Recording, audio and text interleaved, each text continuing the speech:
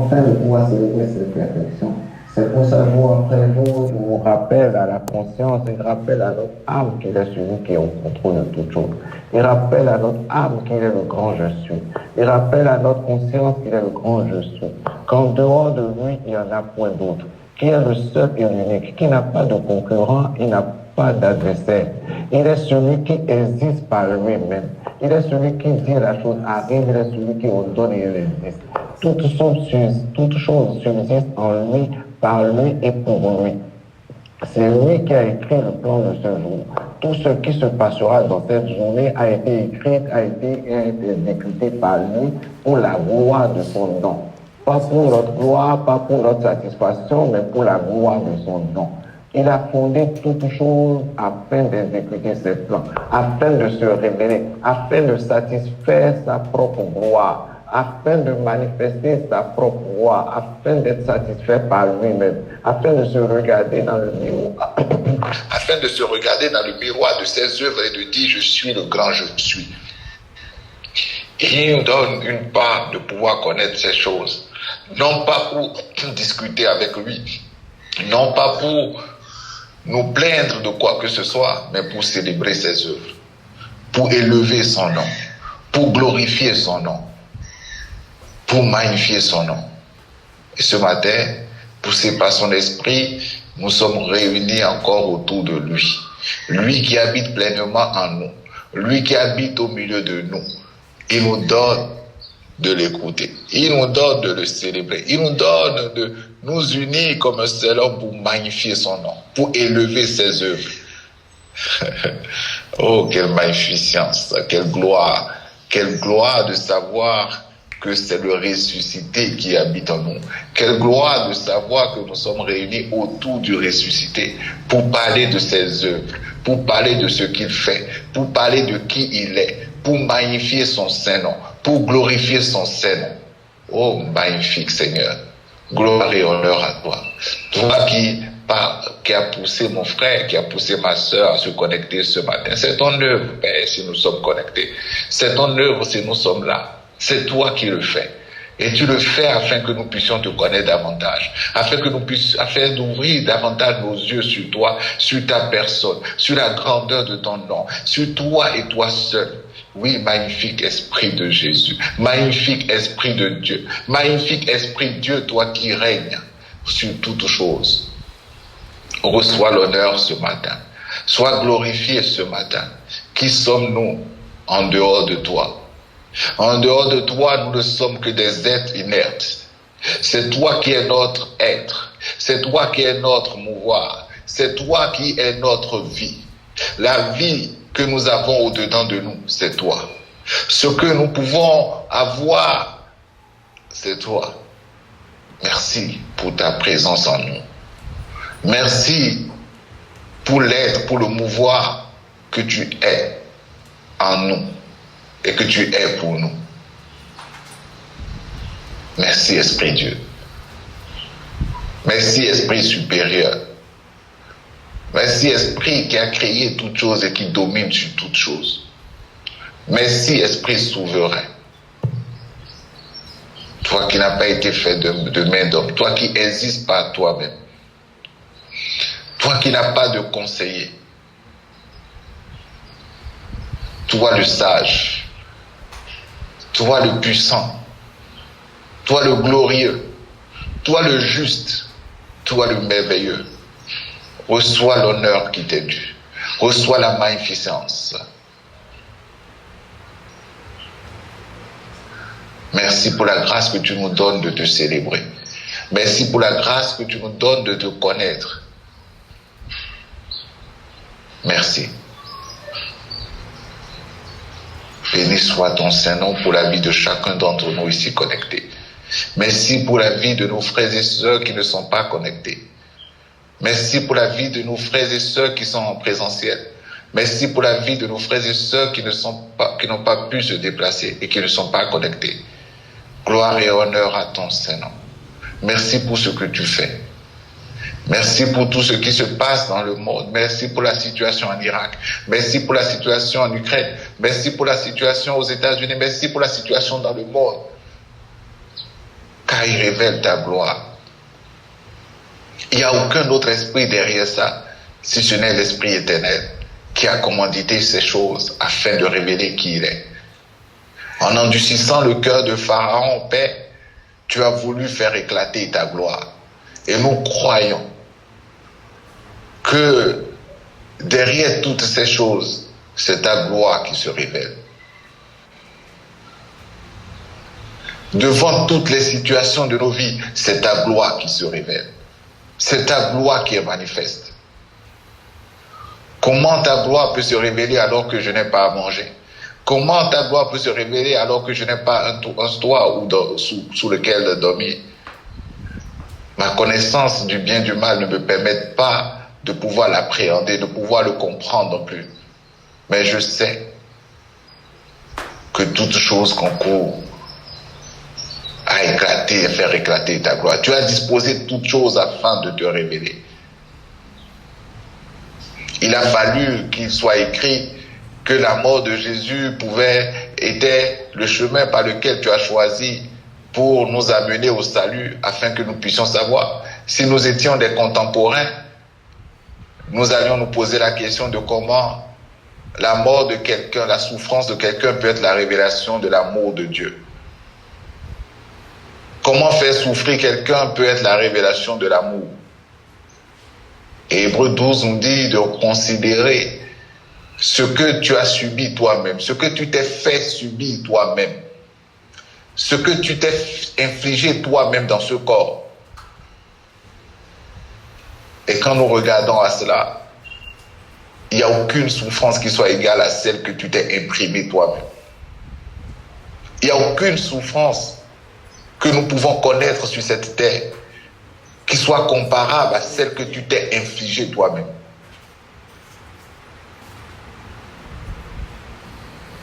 Alors quand l'Esprit nous donne de lever les yeux sur toi, sur ce que toi-même tu t'es infligé, par amour pour nous, afin de révéler qui tu es, nous disons tu as une sagesse infiniment variée. Tu as une sagesse qui n'est pas la sagesse que tu nous as donnée en tant qu'homme. Tu as fait une différence entre la sagesse que tu as et celle que tu nous as donnée en tant qu'homme, afin de faire prévaloir ta souveraineté sur nous, afin de nous révéler combien tu es grand. Parce que la sagesse que tu nous as donnée en tant qu'homme, elle est insignifiante par rapport à celle que tu as, toi, Esprit de Dieu. Et cette contradiction,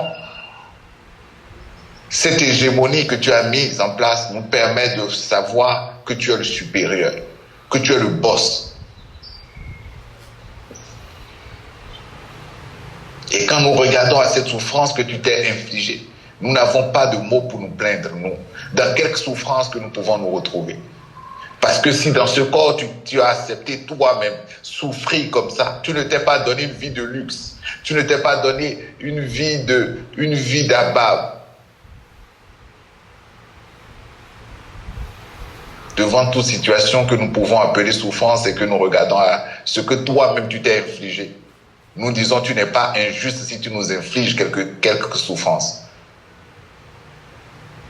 Parce que ce n'est pas comme si dans ce monde tu es venu vivre une vie de luxure, une vie de luxe, et que tu nous fais infliger maintenant, tu nous fais subir une vie qui est différente.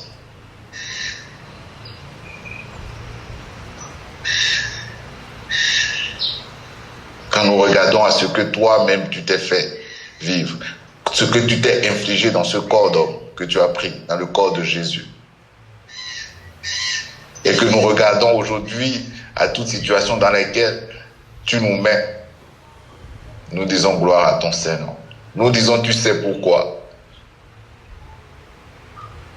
Nous n'avons pas la connaissance de toutes choses, mais nous savons que tu es dedans. Nous savons que tu es dans cette situation. Nous savons que tu es l'auteur de cette situation. Nous savons que tu es Seigneur dans cette situation. Nous savons que tu règnes dans cette situation. Et quand tu ouvres nos yeux sur cela, notre cœur est en paix. Notre âme est en paix.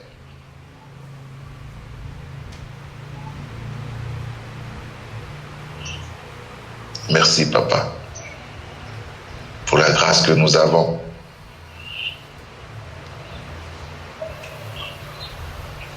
de connaître ces choses. Merci pour la grâce que nous avons de savoir que tu es l'auteur, le maître des temps et des circonstances. De nous rendre conscients vraiment que tu es le maître des temps et des circonstances. Que tu ne partages ta gloire avec personne. Tu ne co-diriges ce monde avec personne. Tu n'as pas des ministres conseillers qui puissent te conseiller sur comment prendre soin de tes enfants, comment prendre soin de ta création, comment prendre soin de ce que tu as créé. Puisque personne ne t'a donné de conseils sur la création, sur comment il faut forger la terre, comment il faut forger le soleil. Et qui peut te donner alors des conseils sur comment il faut entretenir la terre, comment il faut entretenir le soleil, comment il faut entretenir ta création.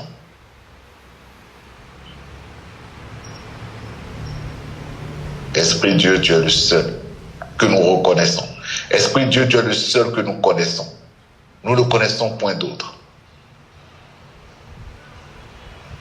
Malgré les peines, malgré les douleurs, nous reconnaissons que tu es le Seigneur. Nous reconnaissons que tu es le boss. Nous ne comprenons pas pourquoi ces situations, mais nous savons que tu es derrière ces situations et qu'elles visent à faire éclater ta gloire, à faire révéler ta personne.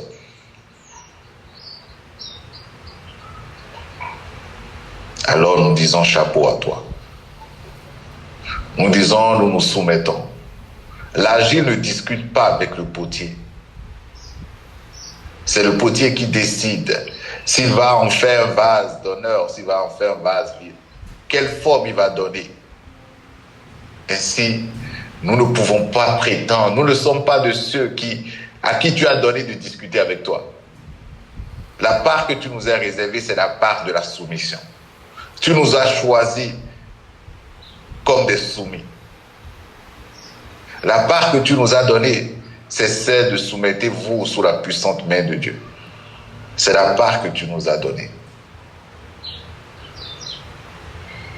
Pour les hommes, pour certains, cela peut paraître comme des gens qui ne veulent pas faire d'efforts spirituels, des gens qui ne veulent pas des fainéants spirituels, des fatalistes. Oui, nous acceptons être des fatalistes. Si on ne regardait qu'à toi, si se soumettre à ta souveraineté, si louer ta souveraineté, si reconnaître que tu es le Dieu de notre vie, si reconnaître que ce n'est plus nous qui vivons, mais que c'est toi qui vis en nous, et que qu'il te plaise de faire de nous ce que tu veux, c'est une fatalité, nous acceptons.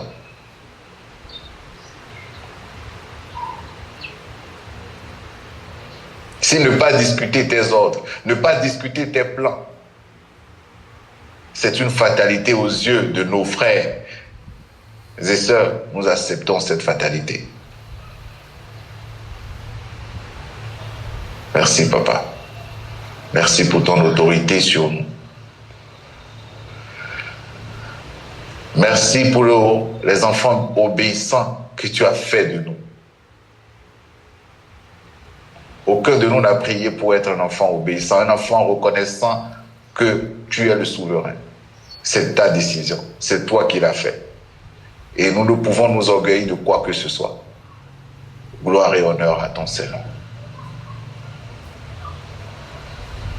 Merci, Papa, pour qui tu es pour nous, pour qui tu es en nous, pour ce que tu fais en nous, pour ce que tu fais au travers de nous. Gloire et honneur à toi. Nous ne manquerons jamais par ton esprit de te rendre grâce. Nous ne manquerons jamais par ta main de grâce sur nos vies de te célébrer. De célébrer la grandeur de ton nom. De célébrer ton autorité sur nos vies, sur nos familles. De célébrer ce que tu fais dans le monde. Esprit Dieu, reçois l'honneur, reçois la gloire. Sois célébré encore au milieu de nous. Sois célébré en chacun de nous. Merci pour le disciple fidèle que tu fais de chacun de nous. Prompt à écouter, lent à parler. Merci, Père. Parce que tu aiguises nos oreilles afin de t'entendre. de t'entendre parler sur toi, de t'entendre parler sur qui tu es, de t'entendre parler sur ce que tu fais.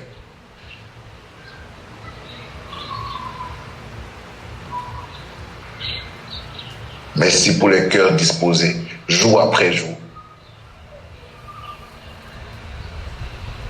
Merci Père. Merci pour ton repos. Gloire et honneur à toi. Béni soit ton Seigneur à jamais. Amen.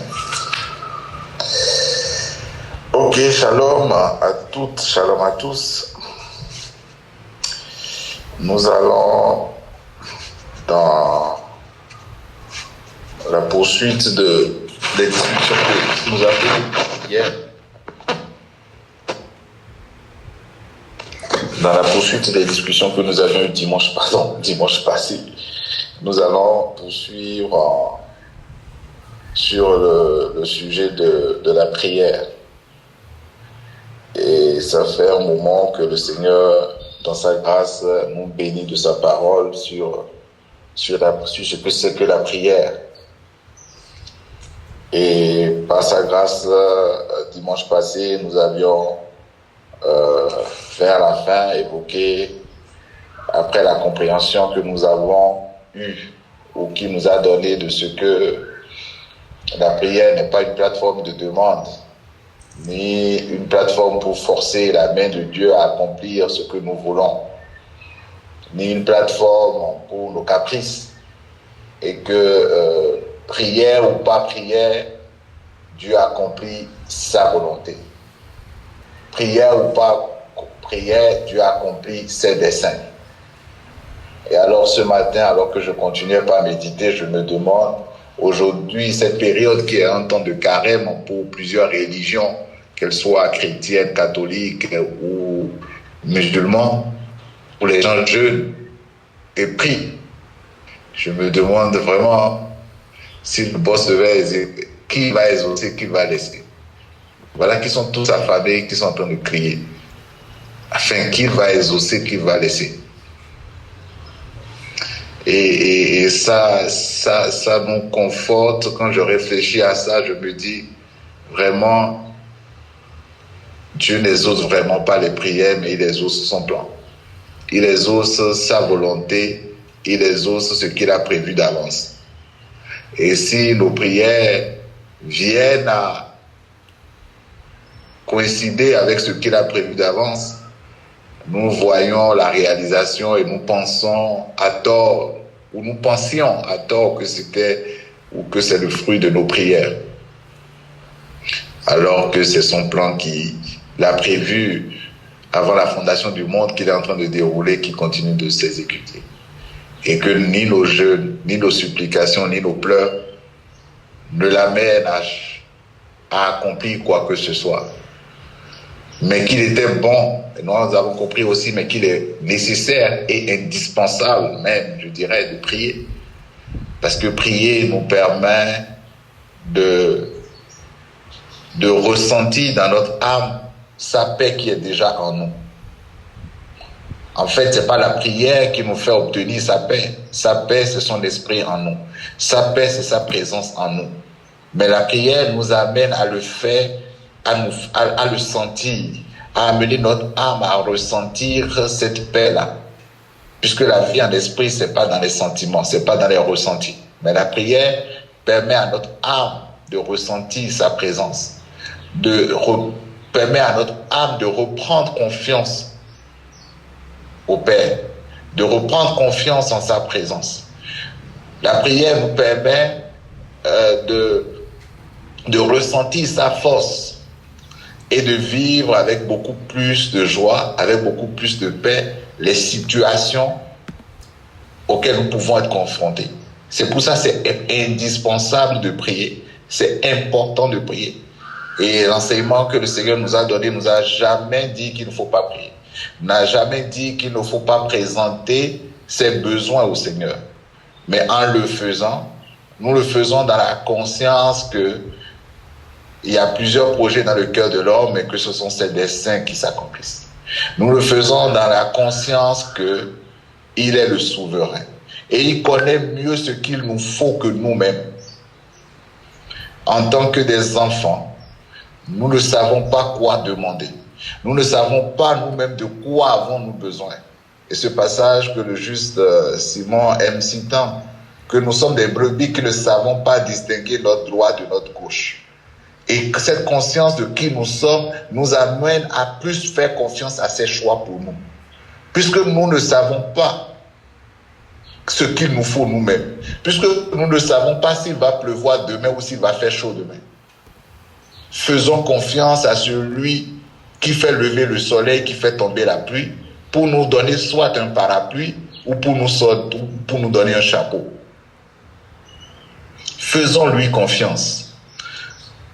Et cette compréhension que nous avons de la prière nous amène à ne pas être des enfants capricieux. Ces enfants capricieux qui pensent qu'à force de prière, à force de pleurs, obtiendront ce qu'ils veulent, mais qui finalement ne perdent que leur énergie, parce qu'à la fin, ils pleurent, ils gémissent, ils traînent par terre, ils n'ont pas ce qu'ils veulent, ils sont frustrés, et après ils sont obligés que de rire, parce qu'ils n'ont pas le choix. Et donc cette compréhension que le Seigneur nous donne de la prière ne nous dispense pas d'exposer nos besoins. Les besoins que nous sentons sont des besoins pour nous. Ne nous empêche pas ou ne nous dispense pas d'exposer nos demandes ou de prier, de faire tout ce qu'on veut. Si vous voulez lutter contre les démons. Ou bien juste jusqu'à tu as dit ça, non? Mais la chose la plus importante que nous devons retenir, c'est que il est le boss. Il est le grand je suis, il est le souverain, et c'est ce qu'il a prévu qui se manifestera. Et c'est beaucoup plus pour notre bien en tant qu'homme. Dans notre humanité, la prière est importante. Pour garder nos yeux fixés sur lui, pour garder notre âme fixée sur lui, pour nous permettre de prendre courage. Mais dans la foulée, nous avions évoqué certains passages de la parole écrite qui peut-être pourraient avoir tendance à aller contre cette compréhension que le Seigneur nous donne de la prière. Et c'est des passages, il y en a pas mal, mais nous allons en regarder un ou deux ce matin. Des passages qui, quand on les lit, on se dit, mais attends, ces jeunes-là, ils sont en train de nous amener dans le décor. Ce jeune Simon, poussé, frustré après des années de prière, il s'est choisi une doctrine de paresse. Et il a besoin de disciples dans cette paresse-là. Donc il a sorti cette série pour nous berner, pour nous envoyer dans le décor. Et nous rendons grâce à Dieu pour ces passages, que nos yeux se sont ouverts sur ces passages. Parce que Dieu ne voulait pas qu'on se perde. Donc on retourne dans l'activisme spirituel. On va lire Luc, chapitre 18. On va lire le verset 1 à 8. J'en ai parlé avec ma bien-aimée la dernière fois. Luc, chapitre 8. Il faut qu'on évite que le jeune Simon là nous envoie dans le décor. Il est resté près d'un mois à parler de prière, alors que Jésus dit de prier avec insistance. Donc, qui trouve lit, s'il vous plaît? 18, 1 à 8.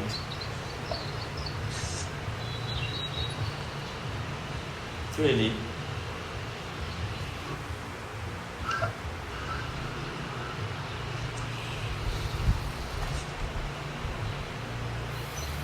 Personne ne lit.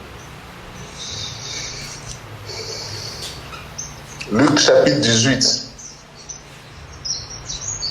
verset 1 à 8. Luc 18, verset 1 à 8. Ok. Est-ce que tu peux nous lire ça, pardon, d'abord, tu as la version le Louis II. Tu veux Louis II? Ok, d'accord. Après tu vas lire d'abord Louis II, s'il te plaît. Ok, Luc 18, verset 1 à 8, dans Louis II. Jésus leur adressa une parabole pour montrer qu'il faut toujours prier et ne point se relâcher. Très bien, c'est ça, le titre c'est important. Jésus leur adressa une parabole pour montrer qu'il faut toujours prier et ne point se relâcher. Paradoxalement, tu sais ce qui est bizarre, bon je partais avec les billets, mais c'est pas bizarre, c'est ce qui fait que les gens ne nous aiment pas. Hier, depuis 48 heures, moi je n'ai pas dormi de toute la nuit parce que mon petit est extrêmement malade. Là, je suis à l'hôpital en train de lire, en train de rire, et les gens ici me regardent bizarre. Son enfant souffre comme ça, et c'est lui qui est comme ça, sur le téléphone, en train d'écouter. Tu es un père conscient. Fallait te mettre dans le couloir en train de pleurer, de gémir, pour montrer aux hommes combien de fois tu aimes ton enfant et que tu souffres avec lui. Ok. Luc chapitre 18, verset 1 à 8. Jésus leur adressa une parabole pour montrer qu'il faut toujours prier et ne point se relâcher. Il dit, il y avait dans une ville un juge qui ne craignait point Dieu et qui n'avait d'égard pour personne. Il y avait aussi dans cette ville une veuve qui venait lui dire, fais-moi justice de ma partie adverse. Pendant longtemps, il refusa. Mais ensuite, il dit en lui-même, quoique je ne craigne point Dieu et que je n'ai d'égard pour personne, néanmoins, parce que cette veuve m'importune, je lui ferai justice afin qu'elle ne vienne pas sans cesse me rompre la tête. Verset 6. Le Seigneur ajouta, entendez ce que dit le juge inique. Et Dieu ne fera-t-il pas justice à ses élus qui crient à lui jour et nuit? Étalera-t-il à leur égard? Je vous le dis, il leur fera promptement justice. Mais quand le Fils de l'homme viendra, trouvera-t-il la foi sur la terre? Amen. Amen. Donc, Simon, viens parler ici. C'est toi qui nous as parlé de prière. La version, le semeur, titre, prier avec insistance. Prier avec insistance. Pour montrer qu'il est nécessaire de prier constamment sans jamais se décourager, Jésus raconta à ses disciples la parabole suivante. Et il y avait dans une ville un juge qui ne craignait pas Dieu et qui n'avait d'égard pour personne. Il y avait aussi dans cette même ville une veuve qui venait constamment le trouver pour lui dire « Défends mon droit contre mon adversaire ». Pendant longtemps, il refusa. Mais il finit par se dire « J'ai beau ne pas craindre Dieu et ne pas me préoccuper des hommes, cette veuve m'ennuie. Je vais donc lui donner gain de cause pour qu'elle ne vienne plus sans cesse me casser la tête. » Le Seigneur ajouta, « Notez bien comment ce mauvais juge réagit. Alors, pouvez-vous supposer que Dieu ne défendra pas le droit de ceux qu'il a choisis et qui crient à lui jour et nuit et qui tardera à leur venir en aide? Moi, je vous le dis, qu'il défendra leur droit promptement. Seulement, lorsque le Fils de l'homme viendra, trouvera-t-il encore la foi sur la terre? Et alors que notre frère a passé toute une semaine, des jours à nous dire qu'il faut prier, que mais Dieu existe à volonté, on voit là que le Seigneur dit de prier sans cesse parce que ça peut amener Dieu à faire ce qu'il n'avait pas prévu. Ou bien, bon, on va décortiquer ce passage. Et comme je l'ai fait avec ma bien-aimée, je disais, on va le faire sans chercher à parler de grandes révélations. Par sa grâce, on va juste utiliser la simple intelligence qu'il nous a donnée avec, voilà, on va pas chercher à aller dans des trucs spirituels pour dire oui, tel, c'est l'équivalent de tel, à chercher à compliquer les choses. D'accord? On va y aller tout simplement. Déjà, le titre. Est-ce que c'est Jésus? Je voudrais que ça soit interactif, s'il vous plaît, pour ceux qui... Est-ce que c'est Jésus qui a donné le titre du passage?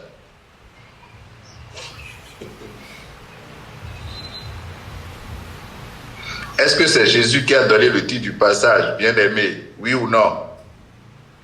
Non. Qu'est-ce que c'est? Non. Non, là. Oh, tu viens au point. Je vais désirer.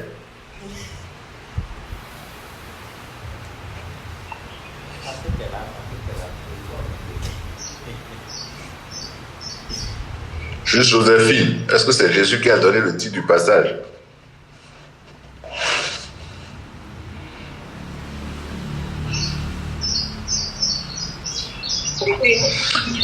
Non, reprends un peu ta question, juste. Je dis, dans Louis II, c'est écrit qu'il faut prier comment? Que Louis II dit... il faut montrer comment prier et ne pas se relâcher. Voilà. Et ce me dit prier avec insistance. Et le premier verset dit, pour montrer qu'il est nécessaire de prier constamment sans jamais se décourager, Jésus raconta à ses disciples la parabole suivante. Donc déjà, le premier point, c'est que l'introduction est donnée par celui qui a écrit le passage. Et c'est un passage qui a été écrit par Luc. Et rappelez-vous que nous avions déjà dit ici que Luc ne faisait pas partie des 12 disciples de Jésus-Christ. Ce n'est pas une raison pour pouvoir analyser le passage, mais c'est important aussi de comprendre parfois certains passages ou certaines explications. Donc, Luc n'était pas là. C'est un passage que vous ne trouverez, sauf erreur, que dans Luc. Luc n'était pas là. C'est les recherches que Luc a eu à faire qui lui ont permis d'écrire les évangiles. Luc, il est médecin. Il a fait des recherches sur la vie de Jésus. Il a fait des recherches sur la vie de Jésus, ce qu'il a fait, ce qu'il a accompli avec ses disciples, et il a écrit. Donc, c'est comme moi, je viens donner un message avec un titre. Je viens donner un message avec un résumé. C'est Luc qui résume pour dire que pour montrer qu'il était nécessaire de sa compréhension, c'est qu'il était nécessaire pour les disciples de prier ou pour les croyants de prier sans se décourager. C'est pour ça que Jésus a raconté cette parabole. Premier point. Deuxième point, on prend la parabole en elle-même.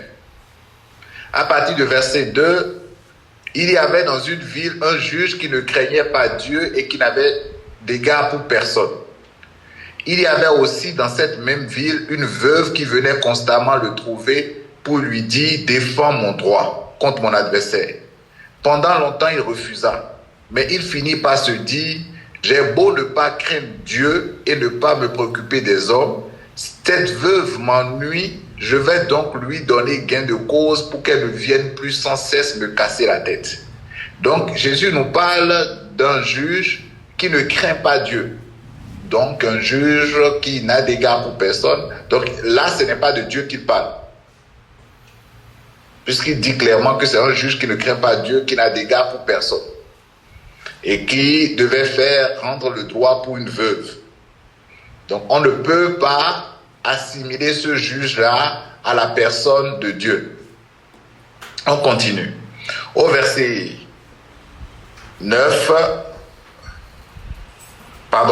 6, le Seigneur ajouta, notez bien comment ce mauvais juge réagit. Donc, il est en train d'introduire après une comparaison. Il dit, notez bien comment ce mauvais juge réagit.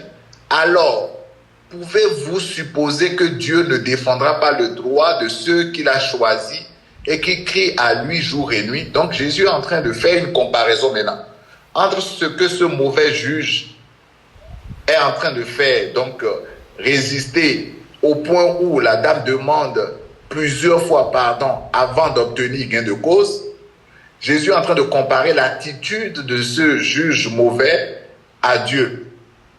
Donc quand on fait une comparaison, soit c'est une ressemblance, soit c'est une divergence.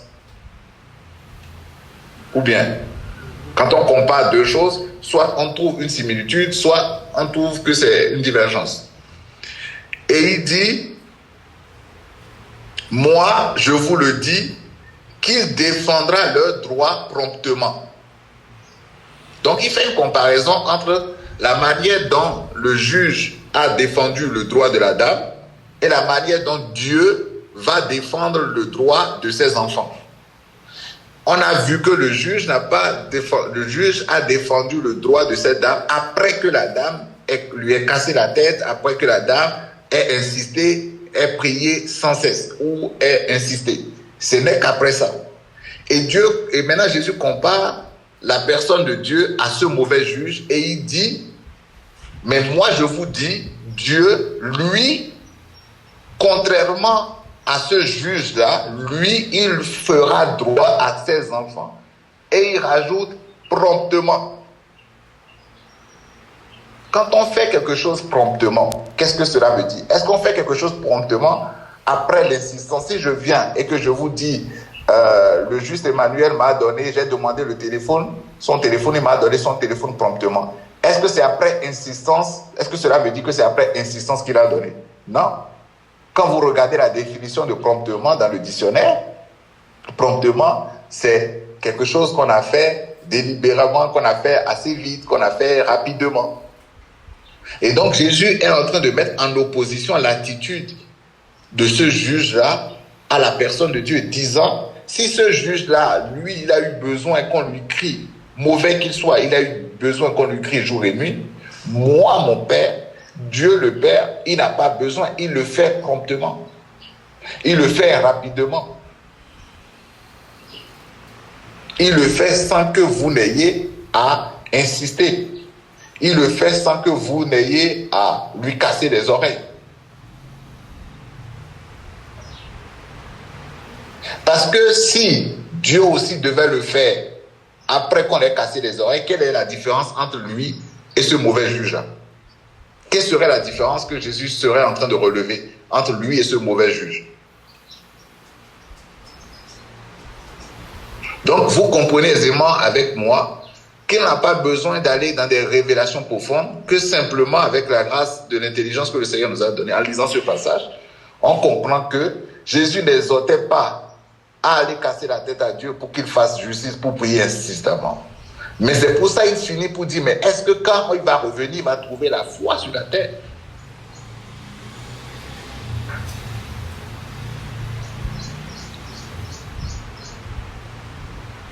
C'est pour cela. Donc ce n'est pas une question de prier avec insistance. Le grand frère Luc, c'est ce que le grand frère Luc a compris. Gloire à Dieu pour sa compréhension de la parabole que Jésus aurait donnée à ses disciples. Mais quand on lit de manière littéraire, en restant juste dans la littérature, sans aller se compliquer la vie avec des révélations, on se rend compte qu'au contraire, Jésus faisait l'opposition entre un juge à qui on a dû crier, à qui on a dû mettre la pression avant qu'il n'exerce le droit, et Dieu qui exerce le droit promptement, rapidement. Et peut-être c'est le passage ou c'est le groupe de mots à ses enfants qui crient à lui jour et nuit. C'est peut-être ça qui amène les gens à penser que, mais est-ce que Dieu a demandé à ses enfants de crier à lui jour et nuit? Est-ce que c'est une exhortation de Dieu de dire, il faut crier à moi jour et nuit pour que je vous fasse droit? Jésus est en train de faire une situation, il dit, mais ceux qui ne connaissent pas que Dieu fait droit promptement et qui crient à lui jour et nuit, Dieu, il faut savoir que Dieu, Dieu n'est pas comme ce juge-là, unique, ce mauvais juge, pour qui on a besoin de tempêter avant qu'il exerce le droit. Dieu n'est pas comme ça. Et il y a plusieurs autres passages où vous vous rappelez, Dieu dit, très bien, si mauvais que vous êtes, vous savez donner de de bonnes choses à vos enfants, à combien plus forte raison votre Père ne vous donnera-t-il pas de bonnes choses? Donc ce n'est pas un passage pour montrer que il ne faut pas dormir, il faut passer le temps à rabâcher les oreilles du Seigneur avec la même chose comme s'il était sourd.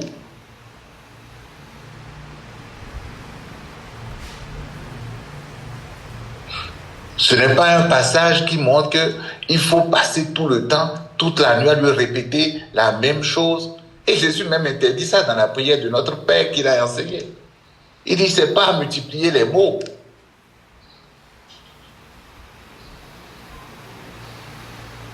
Donc si le juge unique, il faut insister pour qu'il donne, et Dieu aussi, il faut insister pour qu'il donne, what is the difference?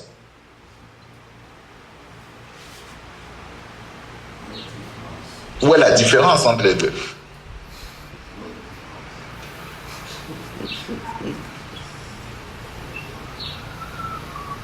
Donc c'est un passage, comme beaucoup d'autres, sorti de leur contexte pour activer la flamme de la prière et pour entretenir l'activisme. Et c'est normal, on a besoin de ça pour que les vendredis soient pleins, pour que les séminaires de prière, pour qu'il y ait les gens et pour qu'on scelle après les prières. Donc tout ça, c'est normal, c'est dans le plan du Père pour certains. On va regarder un autre passage.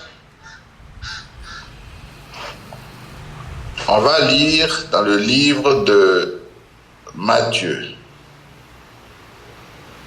On va lire dans le livre de Matthieu, on va lire Matthieu chapitre 16, versets 13 à 19.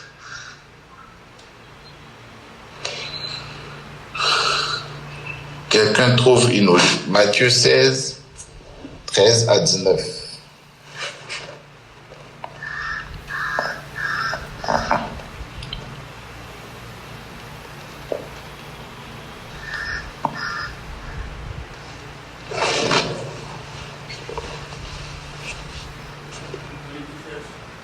Moi, j'ai besoin de Matthieu chapitre 16, verset 13 à 19. Je lis dans la version Bible détaillée. Jésus étant arrivé dans le territoire de Césarée de Philippe, demanda à ses disciples, « Qui dit-on que je suis, moi le Fils de l'homme ?» Ils répondirent, « Les uns disent que tu es Jean-Baptiste, les autres Élie, les autres Jérémie ou l'un des prophètes. Et vous, leur dit-il, qui dites-vous que je suis ?» Simon-Pierre répondit, « Tu es le Christ, le Messie loin, le Fils du Dieu vivant. » Jésus, reprenant la parole, lui dit, « Tu es heureux, béni spirituellement établi, favorisé par Dieu, Simon, fils de Jonas, car ce ne sont pas la chair et le sang des hommes mortels qui t'ont révélé cela, mais c'est mon Père qui est dans les cieux. Et moi, je te dis que tu es Pierre, et que sur cette pierre, je bâtirai mon église, et les portes du séjour des morts ne prévaudront point contre elle en empêchant la résurrection. Je te donnerai les clés du royaume des cieux. Ce que tu lieras, interdiras, déclareras être incorrect ou illicite sur la terre sera lié dans les cieux. Et ce que tu délieras, permettra, déclarera licite sur la terre sera délié dans les cieux.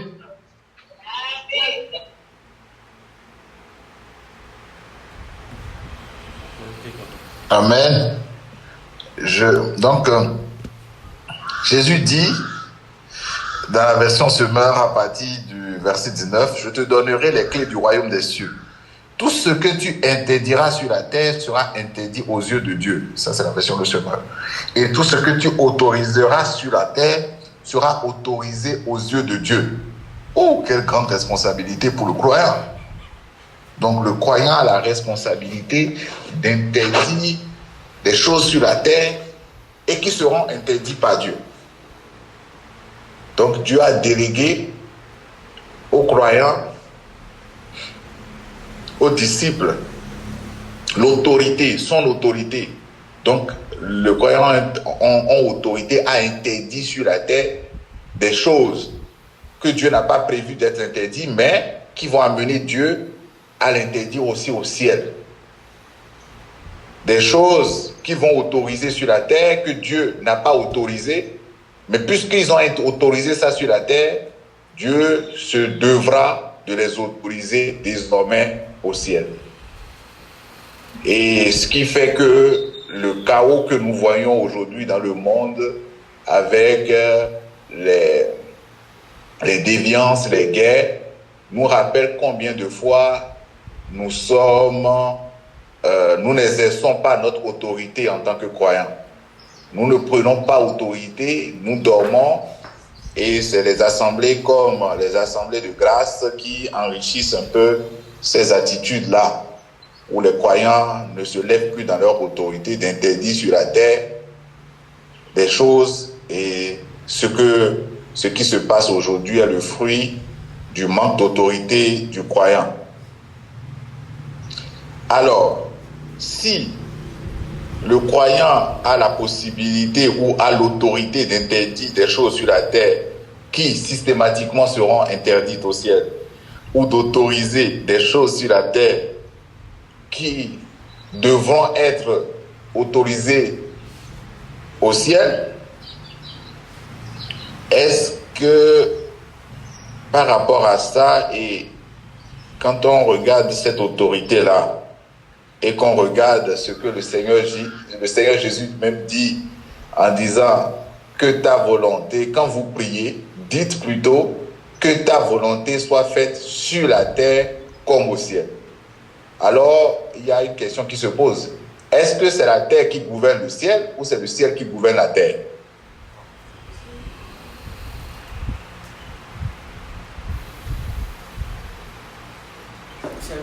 Frères et sœurs, c'est le ciel qui gouverne la terre. C'est le ciel qui gouverne la terre. Ah, c'est le ciel qui gouverne la terre. Alors voilà qu'on dit que ce que nous allons interdire sur la terre sera interdit au ciel, et ce qu'on va autoriser sur la terre, même si c'est pas si Dieu dit, je n'autorise pas le mariage entre deux hommes, et que nous, on s'unit. Parce qu'il dit là où 2 ou 3 personnes sont réunies en son nom, qu'il est là, non? Et ce que vous demandez en union, on demande maintenant, désormais, le mariage homosexuel est autorisé sur la terre. Dieu dit automatiquement qu'il autorise ça au ciel, l'autorité du croyant. On va lire ce passage dans la version TPT. Je vais lire le passage, je vais lire les versets 15 à 19 dans la version TPT. Mais vous, qui dites-vous que je suis? Demanda Jésus. Simon-Pierre prit la parole et dit, tu es loin, le Fils du Dieu vivant. Jésus répondit, tu es le favori et le privilégié, Siméon, fils de Jonas, car tu ne l'as pas découvert par toi-même, mais mon Père qui est aux cieux te l'a révélé de façon surnaturelle. Je te donne le nom de Pierre, une pierre. Et cette pierre sera le fondement sur lequel je bâtirai mon église, mon assemblée législative, et la puissance de la mort ne pourra pas la vaincre. Je te donnerai les clés du royaume des cieux pour interdire sur la terre ce qui est interdit dans les cieux, et pour relâcher sur la terre ce qui est relâché dans les cieux. En fait, chers frères et sœurs, la parole s'explique par la parole. Et quand on lit dans ce verset, ce passage dans la version TPT, on comprend que, en lien avec la parole de notre Seigneur Jésus sur la prière, quand les disciples ont demandé comment il faut prier, que le but de la prière, et on l'a vu avec la série que le Seigneur nous a donnée par le juste Giscard, on a vu, le but de la prière, c'est que ce qui se fait dans les cieux, la volonté du Père dans les cieux, puisse se manifester sur la terre. Ce n'est pas que ce que nous avons décidé ici, ce que nous voulons voir se manifester ici, que nous nous mettons dans une salle et que nous nous appuyons sur un fameux verset qui dit « Ce que nous avons interdit sur la terre sera interdit dans les cieux », que nous nous mettons à crier, que nous nous mettons à piailler, à dire « Non, j'interdis ça sur la terre parce que tu as dit dans ta parole que tout ce que j'interdirai sur la terre sera interdit dans les cieux. En foi de cela, papa, dans le nom de Jésus, j'interdis ça. » Tu vas finir, ouvrir les yeux, tu vas voir ça se manifester.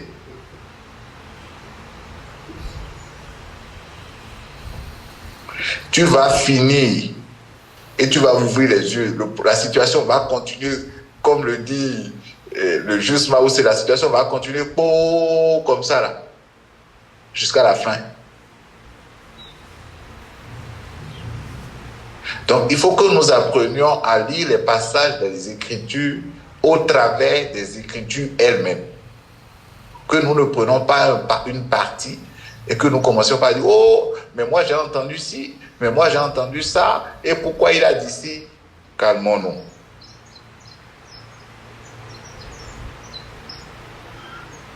C'est pas la terre qui gouverne le ciel, mais c'est le ciel qui gouverne la terre. Et c'est très prétentieux de dire que nous allons autoriser des choses sur la terre que Dieu va autoriser au ciel.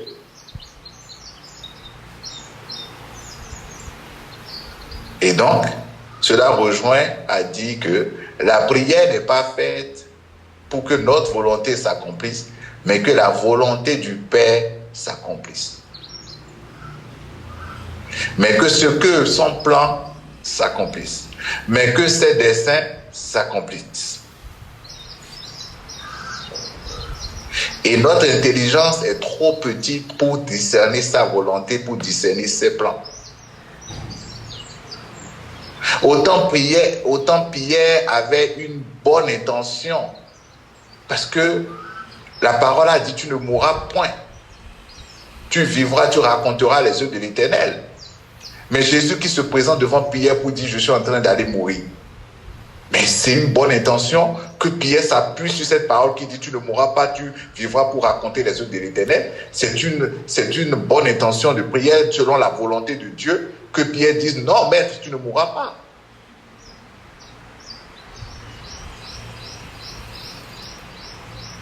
Pierre, en le disant, s'appuyait sur la volonté de Dieu que les hommes vivent pour raconter ses merveilles. C'est sur la base des écrits. Mais regardez ce que Jésus pouvait lui dire. Arrière de moi, Satan. Pour nous dire qu'il ne s'agit pas d'aller prendre la Bible, d'ouvrir pour dire « Seigneur, tu as dit dans ta parole » et puis commencer. La volonté de Dieu, ce n'est pas de prendre les Écritures, de dire « Bon, à partir de là, maintenant, je m'appuie sur un verset et je commence par crier. » La volonté de Dieu n'est pas encadrée par la connaissance du bien et du mal que nous pouvons avoir dans notre humanité. Qu'est-ce que Pierre a fait de mauvais en disant à Jésus, tu ne mourras pas? C'est une belle prière, non? De dire à quelqu'un, non, c'est ton âme abattue au-dedans de toi qui te fait penser ça, tu ne mourras pas. Est-ce une mauvaise prière? Mais regardez comment il a été repris sévèrement.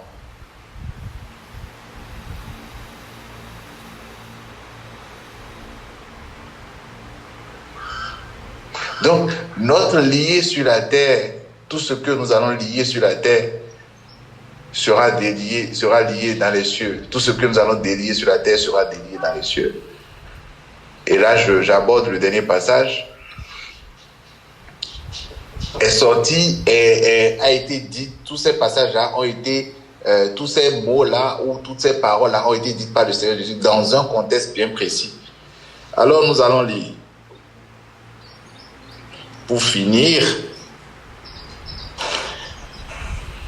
nous allons lire Jean. On va rentrer dans le livre de Jean. Amen. On va lire Jean à partir du Jean chapitre 20. On va lire du verset 19 au verset 23.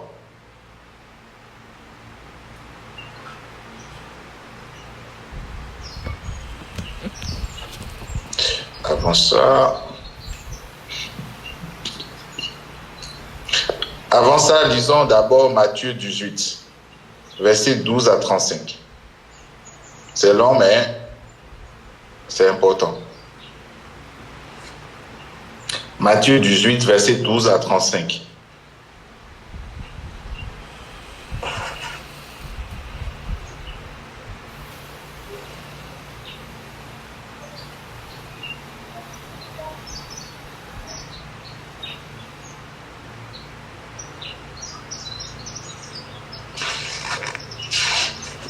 Je lis peut-être pour aller vite. Je lis dans la version non. Il faut que je lise d'abord dans la version Le Semeur.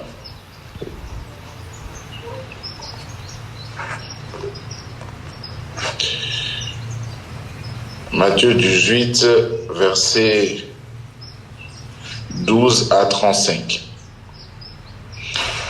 Qu'en pensez-vous? Je lis dans la version Le Semeur. Qu'en pensez-vous?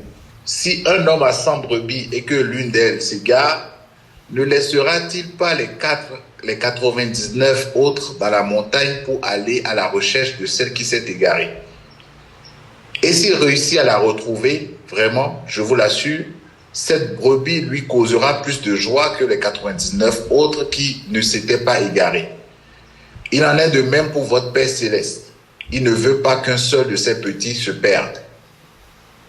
Si ton frère s'est rendu coupable à ton égard, va le trouver en tête-à-tête et convainc-le de sa faute.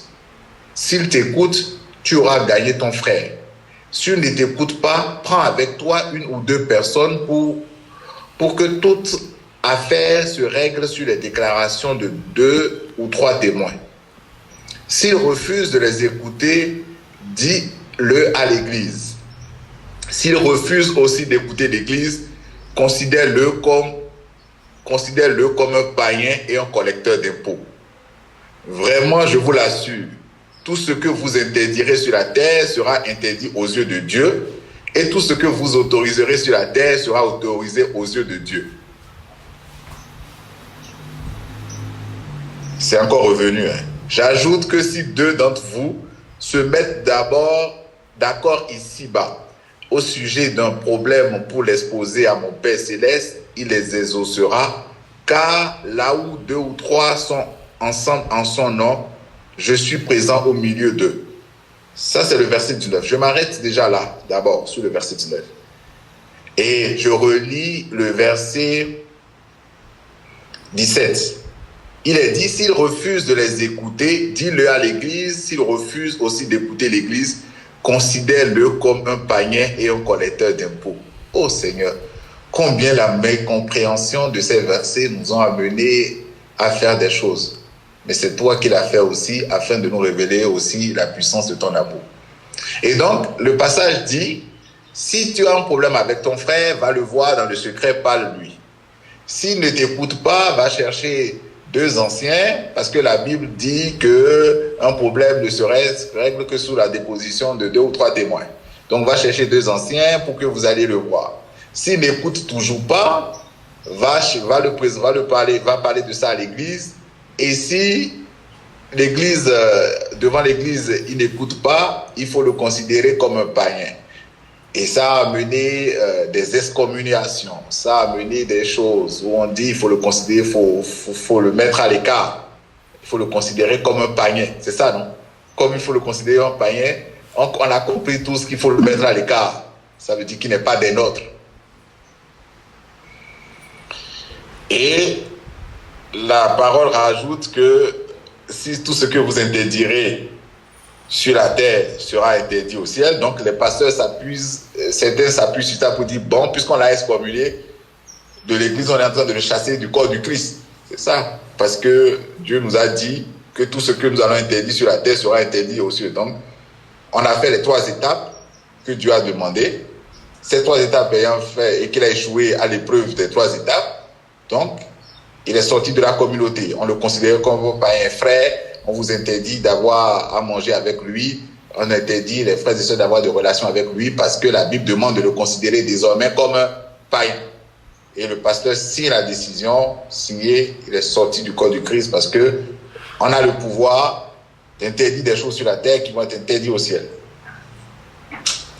Oh, papa, tu nous fais faire des dégâts toi-même. Et à la suite, je vais commencer par lire maintenant le verset 20. Car là où 2 ou 3 sont ensemble en mon nom, je suis présent au milieu d'eux. Verset 21. Alors Pierre s'approcha de Jésus et lui demanda, Seigneur, si mon frère se rend coupable à mon égard, combien de fois devrais-je lui pardonner? Irai-je jusqu'à 7 fois? Non, lui répondit Jésus. Je ne te dis pas d'aller jusqu'à 7 fois, mais jusqu'à 70 fois 7 fois. En effet, il en est du royaume des cieux comme d'un roi qui voulut régler ses comptes avec ses serviteurs.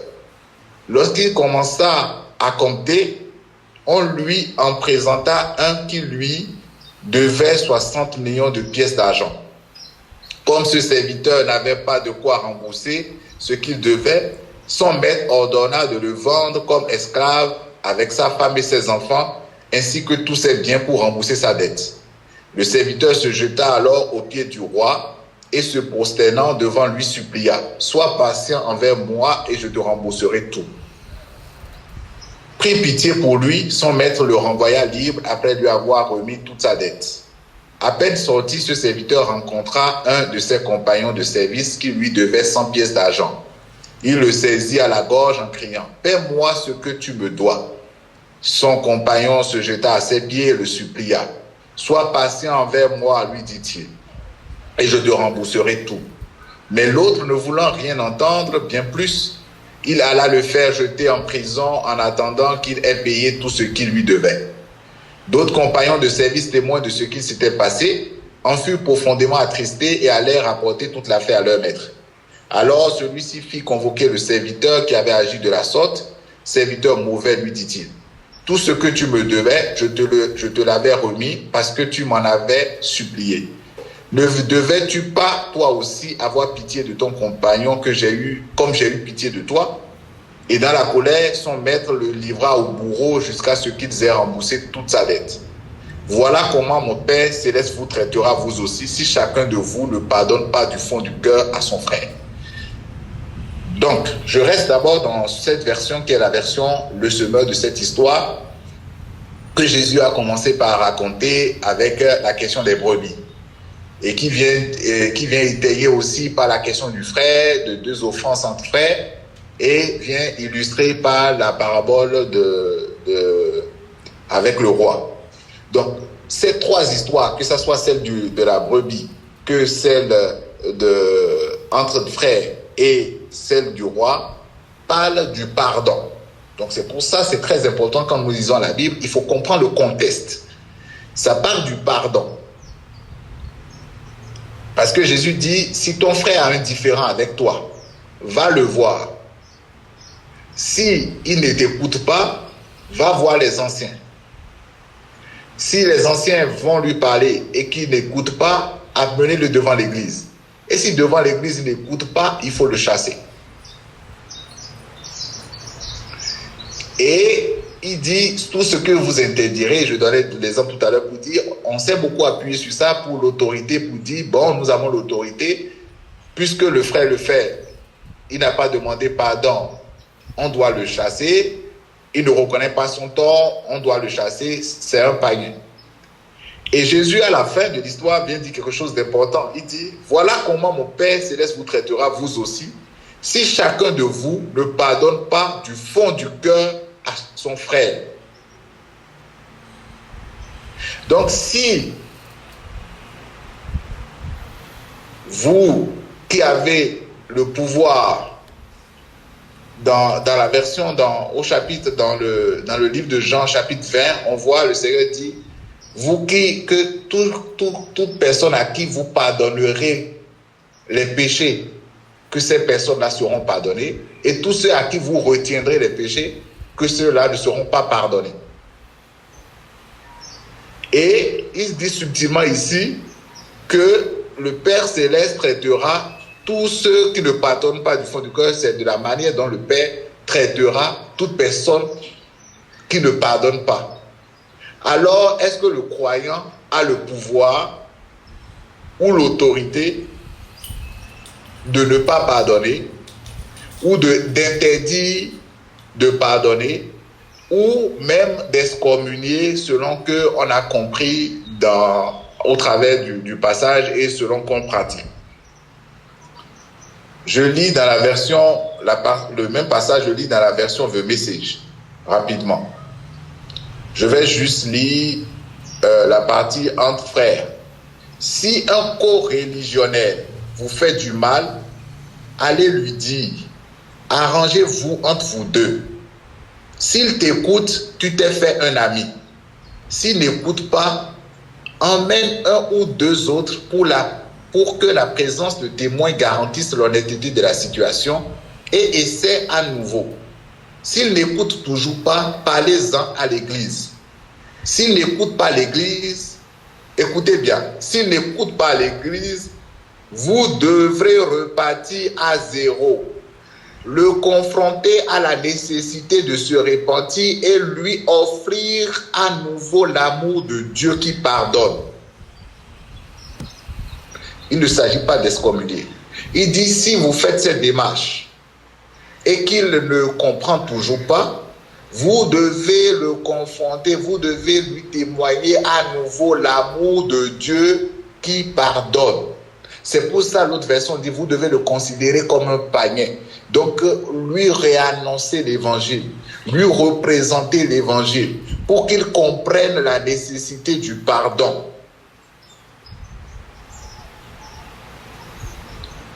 Prenez ceci au sérieux.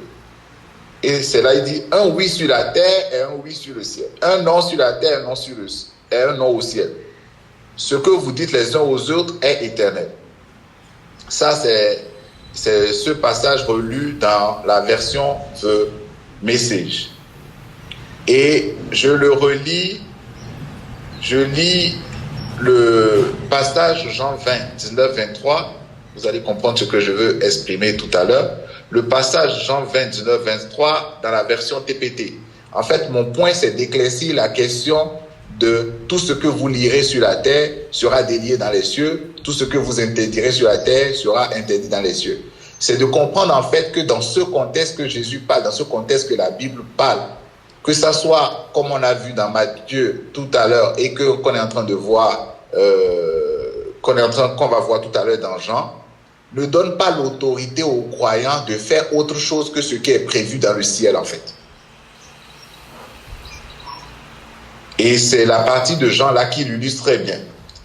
Jean 20, verset 19 à 23. Je vais lire dans la version TPT pour qu'on aille directement. Ce soir-là, les disciples se réunissent et par crainte de représailles de la part des chefs juifs, ils ferment les portes à clé. Soudain, Jésus apparut au milieu d'eux et dit, « Paix à vous !» Puis il leur montre les plaies de ses mains et de son côté. Ils sont ravis de voir le Seigneur de leurs propres yeux. Jésus répéta sa salutation. « La paix soit avec vous. » Et il leur dit, « De même que le Père m'a envoyé, moi aussi je vous envoie. » Puis, prenant une profonde inspiration, il souffla sur eux et leur dit, « Recevez l'Esprit Saint. Je vous envoie prêcher le pardon des péchés, et les péchés des gens seront pardonnés. Mais si vous n'annoncez pas le pardon des péchés, ils resteront coupables. » Il dit, je vous envoie prêcher le pardon des péchés et les péchés des gens seront pardonnés. Mais si vous n'annoncez pas le pardon de leurs péchés, ils resteront coupables. Donc le fait que le Seigneur dit dans ces contextes-là, tout ce que vous lirez sur la terre sera lié dans les cieux et tout ce que vous autorisez sur la terre sera autorisé dans les cieux, ne nous donne pas la capacité ou l'autorité ou la prétention ou je ne sais pas quel mot utiliser, ne nous donne pas la force ou la puissance de changer le plan de Dieu. Et dans le cadre du pardon des péchés, comme on a lu dans Matthieu 16, dans Matthieu 18, et dans Jean, ce que le Seigneur est en train de dire, c'est le fait qu'il faut que le croyant, qu'il faut que les disciples aillent annoncer le pardon des péchés pour que les gens ne vivent plus dans la culpabilité. Le fait de ne pas aller annoncer les péchés, le pardon des péchés, laisse les gens dans la culpabilité. Ne permettent pas aux gens d'aller vivre le pardon que le Seigneur a déjà accordé. Et d'où la nécessité pour nous de sortir et d'aller annoncer l'évangile. Donc, le croyant n'a pas la capacité, parce qu'on lui a dit tout ce qui va interdit sur la terre et tout ce qui va autoriser sera interdit au ciel, sera autorisé au ciel, n'a pas la capacité, n'a pas l'autorité, n'a pas la puissance, soit de retenir des péchés ou de faire changer le plan de Dieu sur la terre. Mais cela nous amène, parce que c'est de ça que est sorti les confessions, beaucoup de pratiques dans certaines religions. Les confessions, parce qu'on dit, vous avez tout ce que vous pardonnerez, tous ceux à qui vous pardonnerez seront pardonnés, tous ceux à qui vous retiendrez, leurs péchés seront retenus. C'est dans Jean 20 que cela a été dit dans d'autres versions. Mais ce que le Seigneur est en train de dire, c'est pas que l'autorité de pardon des péchés a été déléguée aux croyants, a été déléguée aux disciples. Mais la nécessité d'aller annoncer le pardon des péchés afin que les gens puissent connaître l'amour de Dieu et ne plus vivre sous la culpabilité. Ce n'est même pas pour aller pardonner les gens. Donc, pour conclure, en fait, nous avons besoin de lire certains passages dans leur contexte. Nous avons besoin de lire les passages selon le cœur de Dieu, suivant avec les lunettes de l'évangile, pour pouvoir comprendre ce que chaque mot veut signifier, ce que chaque expression veut signifier, pour ne pas tomber dans des travers. Pour ne pas tomber dans des travers et pour ne pas se faire inutilement mal. Parce que s'appuyant sur ce que vous allez lier sur la terre sera délié dans les cieux, ce que vous allez autoriser, le Seigneur nous a amenés dans la compréhension qu'il nous avait donnée à faire des choses par le passé, qui n'ont pas eu de résultats, à prendre des décrets, ou bien justement, qui n'ont jamais été exécutés. Et comme je disais, qui ont amené des attitudes dans certaines assemblées d'excommuniation, de dire oui, on a fait les 3 étapes, il n'a pas voulu se repentir, on le chasse. Mais la parole n'a jamais dit ça. Il dit, dans cette situation, vous devez être amené à le confronter encore à l'amour de Dieu. À le reprendre pas à zéro, à comprendre qu'il a besoin encore de comprendre l'œuvre achevée de Christ à la croix.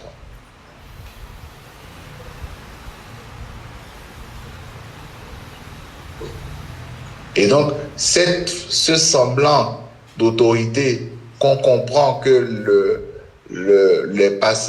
ces passages nous donnent et qui nous amènent à avoir soit des attitudes dans la prière ou à avoir soit des attitudes envers les uns et les autres avec nos frères, n'en est pas en réalité une.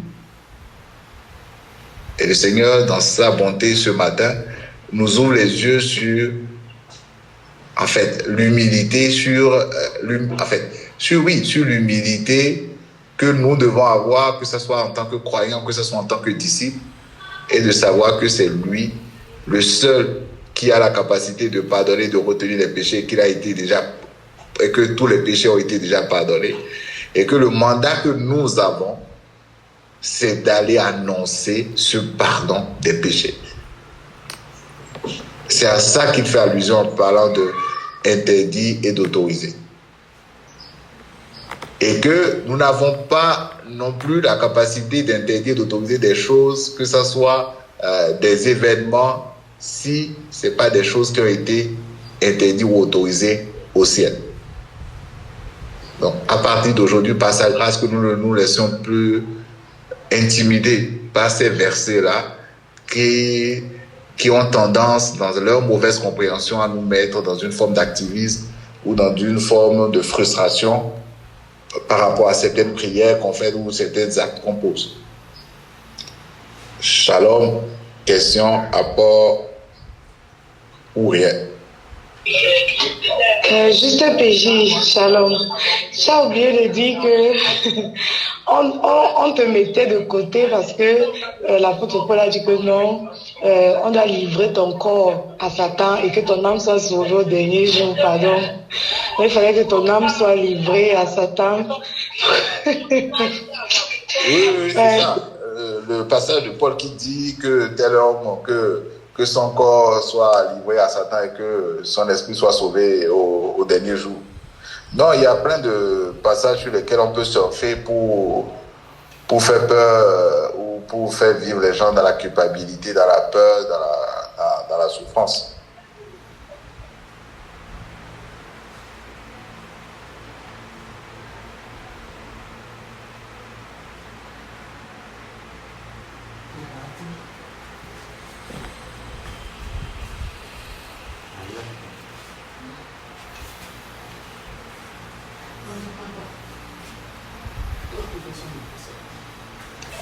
Question, apport, s'il n'y en a pas, je passe la parole au juste Yannick pour la suite.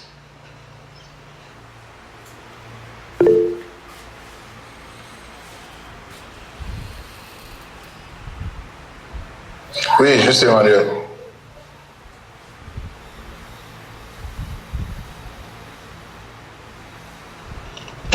Ok.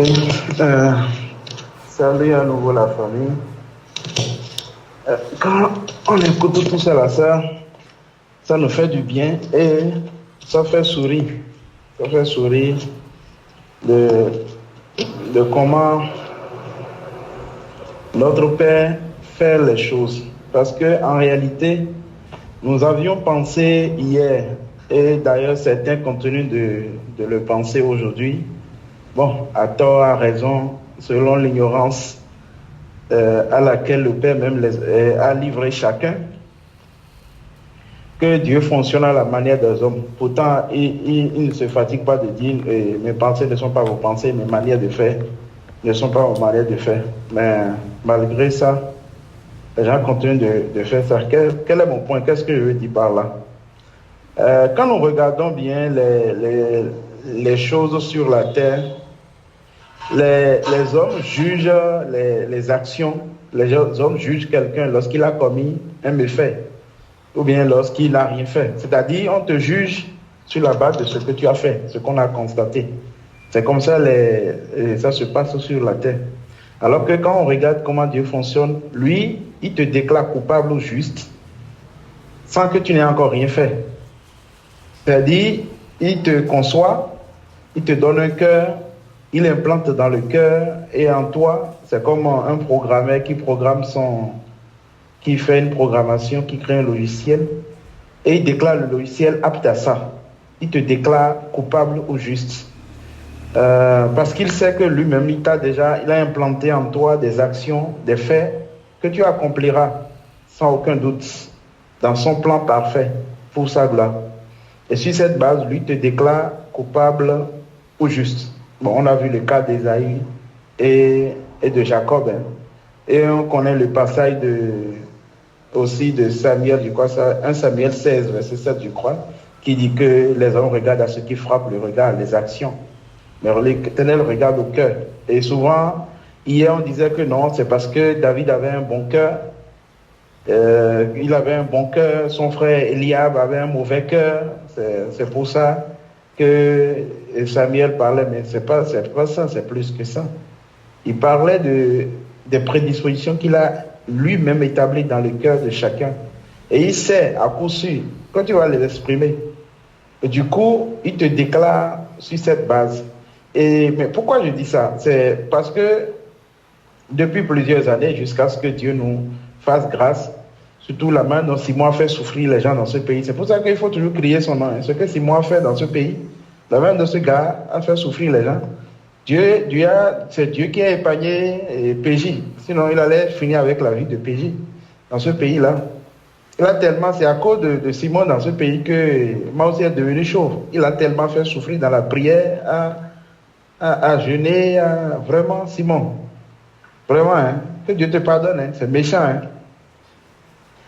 que tout ce que vous liez sur la terre sera lié dans les cieux. C'est de ça que je parlais en faisant allusion à cette manière de fonctionner de Dieu. C'est-à-dire, vous voyez, Dieu fait d'abord les événements et ensuite on les voit. Mais nous, on avait pris le contraire. C'est nous qui décidons quoi. On établit les choses. Et dès qu'on établit les choses, Dieu qui n'est pas prévenant, qui n'avait pas anticipé, qui est un homme désordonné, qui est un être désordonné, qui ne planifie rien, il réalise que, ses enfants ont compris quelque chose que lui n'avait pas vu. Et rapidement, il court et il change les choses. Alors que ça n'a jamais été comme ça. Mon deuxième point, c'est l'histoire. Et tout à l'heure, quand on lisait la parabole du juge inique, où il disait que Tadérat, il a fait justice à ses enfants qui crient à lui jour et nuit. Je vous le dis, il leur fera promptement justice. Ok? Déjà, tout le monde sait aujourd'hui, je crois, par la grâce de Dieu, que quand on dit Dieu fait justice à quelqu'un, on sait comment Dieu fait justice. C'est pas parce que toi, tu te bats avec quelqu'un, Dieu va venir tuer la personne. C'est hier ce qu'on pensait, fais-moi justice. Et tout au long du passage de la série sur la prière, nous avons compris, Dieu est fidèle, fais-moi justice, que les gens disent. Nous avons compris que quand tu dis Dieu est fidèle, fais-moi justice, on est juste en train de lui rendre grâce de ce que c'est ce que lui avait prévu dans son plan qu'il accomplit parfaitement pour sa gloire. Et non, parce que toi tu es là, seulement là, surtout les femmes, excusez-moi un petit peu, aiment tellement ça, fais-moi justice, Dieu est fidèle là. Mais c'est pour accomplir ce que lui a pensé dans son plan parfait. Donc, crier à l'Éternel, c'est un thème que nous voyons beaucoup dans l'Ancien Testament. J'ai crié à l'Éternel, le peuple criait à l'Éternel. Les enfants d'Israël criaient à l'Éternel. Et nous avons le passage aussi de Exode qui dit, Exode 3, versets 6 à 8, où Dieu lui-même dit, j'ai entendu les cris de mon peuple et je suis descendu pour le secourir. Et donc, sur cette base, on peut aisément dire, si c'est ça, il faut crier à l'Éternel. Il faut gémir, pousser des cris à l'Éternel, pousser les cris à l'Éternel, afin que l'Éternel entende et que l'Éternel descende pour te secourir. On peut dire ça, ou bien sur ce passage. Mais si on s'arrête là, on ne va pas comprendre. Il faut remonter maintenant dans Genèse. Parce que si on s'arrête seulement dans Exode, on ne va rien comprendre à l'histoire de j'ai entendu et je suis descendu pour le secourir. C'est dans Genèse que nous voyons que c'est le Père éternel de gloire qui a lui-même établi ce qui allait se passer. Il a annoncé au Père Abraham en disant, voici ta postérité, je vais la livrer en esclavage en Égypte.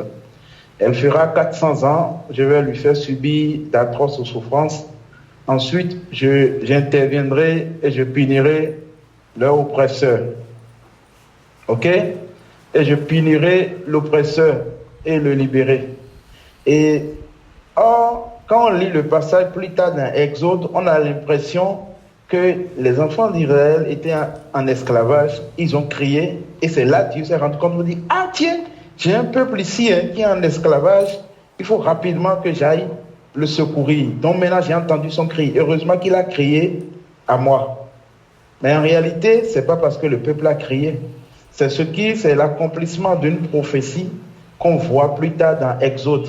Et en se basant sur Exode là, on commence par crier, crions à l'Éternel, afin qu'il nous exauce, afin qu'il nous fasse promptement justice. Mais ce n'est pas ça. C'est parce qu'il y a eu une prophétie qui a été annoncée.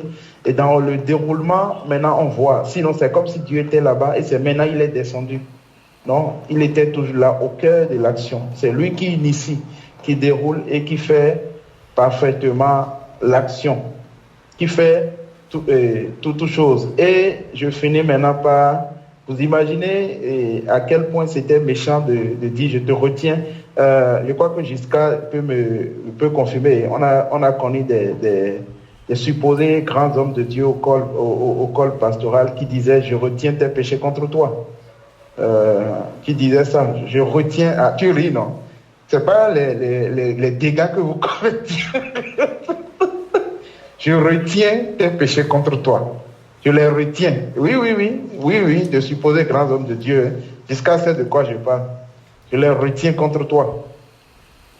Comment un être humain à qui Dieu a fait grâce d'être sur la terre, de vivre sur sa terre, peut retenir, il ne sait même pas ce qu'on appelle péché, et c'est lui qui retient les péchés contre quelqu'un. Juste par cause de ces passages, je retiens tes péchés contre toi, et tu ne seras jamais acquitté, jamais pardonné.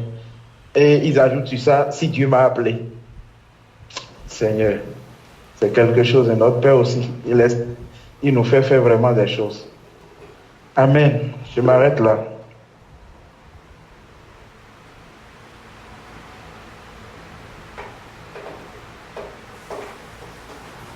Pédi, c'est bon, hein?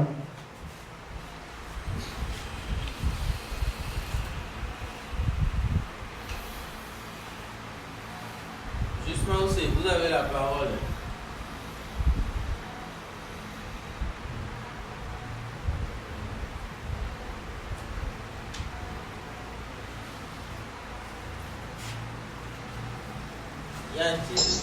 Nous rendons grâce au Seigneur pour le message qu'il nous a donné encore aujourd'hui. Et moi, j'aimerais lire un passage, Jacques 4, versets 2 à 3, la version de Message, qui dit ceci. Il dit, d'où viennent, à votre avis, toutes ces guerres et ces querelles épouvantables? Pensez-vous quels sont le fruit du hasard? Détrompez-vous. Elles viennent du fait que vous voulez votre propre chemin et que vous vous battez pour cela au plus profond de vous-même. Vous convoitez ce que vous n'avez pas et êtes prêt à tuer pour l'obtenir. Vous voulez ce qui n'est pas à vous et vous risquez la violence pour l'obtenir. Il ne vous viendrait-il pas à l'idée de le demander à Dieu, n'est-ce pas? Et pourquoi? Parce que vous savez que vous demanderiez ce à quoi vous n'avez pas droit. Vous êtes des enfants gâtés, chacun voulant sa propre voie. Mon point en lisant ce passage est que vraiment, notre Père il est tellement bon que il savait que si jamais il laissait à ce qui se passe aujourd'hui là, ce qu'on est en train de faire là, s'il avait laissé, comme beaucoup arrivent en fait à le comprendre aujourd'hui, pour eux, c'est que c'est eux qui vont décider des choses sur la terre, que ça va être fait dans les sociétés, tel cas. C'est sûr qu'il n'y aurait plus personne même vivant. Les gens vont tuer, les gens vont se lever, tuer les gens comme c'est pas permis. En fait, avec le passage que nous venons de lire, il dit, mais vous êtes des enfants gâtés, à combattre. Et puis quand on parcourt les Écritures, à mettre plus notre Père demande, il nous dit, affectionnez-vous aux choses d'en haut. Il nous demande, mais moi tout à l'heure quand justement on parlait, je me suis demandé, écoutez, Jérémie ne s'est pas levé, manger, se lever un matin comme ça, et dit à partir d'aujourd'hui je suis prophète. Non, lisons bien, la parole de Dieu dit que c'est Dieu qui lui a dit, avant que tu ne sois, avant même que toi Jérémie, tu sois promis dans le ciel d'état que je te connaissais. Et je t'avais même établi déjà prophète des nations. Donc en fait, c'est la décision du Père qui compte. Même Moïse, quand on parcourt les Écritures, c'est Dieu qui le dit, même pour la construction du temple. Il dit, lève les yeux, regarde. Il a vu le temple, c'est parce que le temple existe dans le règne, dans le règne spirituel. Mais là, il dit, regarde le modèle, maintenant, reproduis ce modèle-là sur la terre. Donc, sa volonté est d'abord faite dans les cieux avant d'être manifestée sur la terre. Si c'était que c'est l'homme qui allait, c'est-à-dire que ça allait être le contraire, de la terre vers le ciel. C'est pas seulement ce que les gens disent qu'ils vont retourner le péché des gens. Les gens vont se diriger en gourou. En fait, d'abord même là, ils sont déjà en gourou, mais ils vont être... Ça va être tellement terrible en fait. Ça va être terrible. Et nous rendons grâce au Seigneur de ce que c'est sa volonté, c'est son plan arrêté pour chacun de nous avant la fondation du monde qui se manifeste. Nous lui disons vraiment merci, quoi. Franchement, merci. Et donc c'est le passage là que moi j'aimerais partager avec nous, que c'est dans toutes choses, comme Jules Péli disait, le Seigneur, c'est sa volonté parfaite. Sa volonté parfaite. Il n'y a plus rien. Ce n'est pas que Pierre et dans la volonté parfaite du Père, les gars n'allaient plus être des pêcheurs de poissons. Le temps arrêté par le Seigneur là, quand le temps fut accompli là, le Seigneur s'est révélé à eux. En fait, c'est la volonté de notre Père. Et comme le Seigneur utilisait le jugement aussi pendant longtemps pour pour nous le marteler dans la prière. Enfin, la prière, c'est seulement, c'est que ça nous amène, c'est juste, on prie Seigneur, que comme le Seigneur Jésus même l'a dit, que ta volonté soit faite sur la terre comme elle est faite dans les cieux. Terminé. Et ça nous rassure même de savoir que notre Père Céleste là, a une volonté arrêtée pour chacun de nous, indépendamment de nous là, avant toute chose. Ça nous rassure, c'est rassurant. Et c'est pas pour vous, mais quand tu entends ça, c'est rassurant en fait. C'est rassurant, c'est pas lié à ce que tu as fait ou bien ce que je n'ai pas fait. Non, ce n'est pas lié à... Je ne sais pas. Mais c'est lui, comme père, un père fidèle et responsable, il a arrêté quelque chose sur la vie de chacun de nous. Et il nous permet, en tant que ses enfants, de prier en accord pour le Seigneur que ta volonté soit faite sur la terre comme elle est faite dans les cieux. En toute chose pour que toi seul, là, ton nom soit glorifié. Merci. Shalom.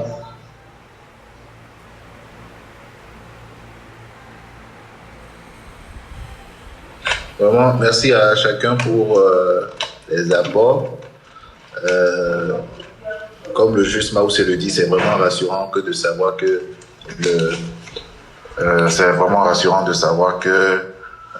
il ne fait pas notre volonté et de savoir que le Père a une volonté déjà arrêtée avant la fondation du monde. Le Père a une volonté arrêtée avant la fondation du monde pour chacun de nous. C'est vraiment une assurance. Et même si c'est la lecture que nous avons humainement des situations que nous pouvons vivre qui nous fait poser des questions. Parce que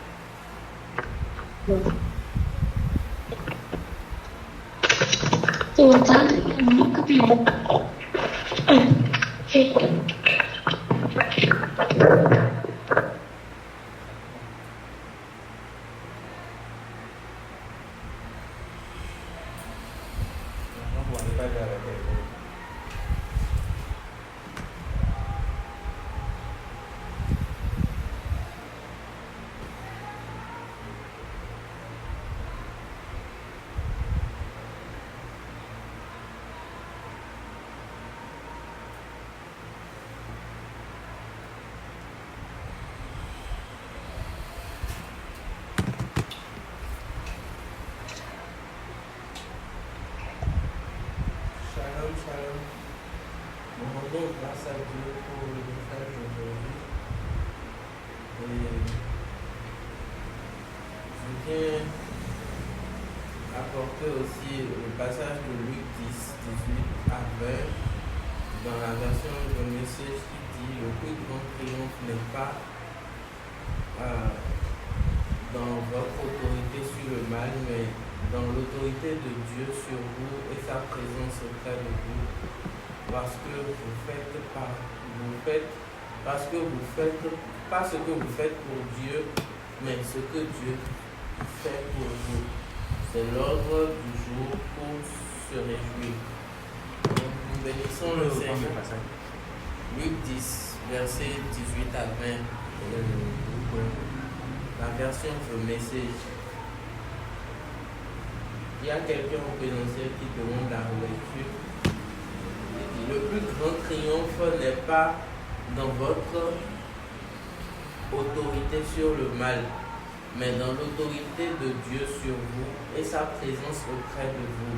Parce que vous faites pas ce que vous faites pour Dieu, mais ce que Dieu fait pour vous. C'est l'ordre du jour pour se réjouir. Bénissons le Seigneur pour le message d'aujourd'hui, pour tout l'éclaircissement qui a été donné, et nous lui rendons grâce pour lui qui nous donne du repos et de la tranquillité au travers de sa parole. Je crois que nous avons atterri et je vais profiter pour rappeler que les vendredis soirs de 19h à 20h, nous sommes connectés pour un temps de prière, d'action de grâce. Et les dimanches matins, nous sommes à Fibrosset, à notre lieu de réunion, de 9h à 11h. pour ceux qui sont à l'extérieur du pays, ils peuvent se connecter via le lien du Google Meet. Et pour ceux qui sont dans les entourages, nous vous invitons vivement à venir participer en présentiel aux réunions, parce que très bientôt, pour ceux qui sont dans les alentours, nous allons vous partager les liens, mais plutôt pour ceux qui sont à l'extérieur du pays. Nous bénissons le Seigneur pour ce privilège-là qu'il nous accorde aussi. Je vais nous exhorter à apporter nos libéralités, aussi une fondation de grâce au Seigneur. Et pour ceux qui sont connectés, je vais partager le numéro dans le chat, le numéro pour apporter les libéralités. Je vais le mettre dans le chat.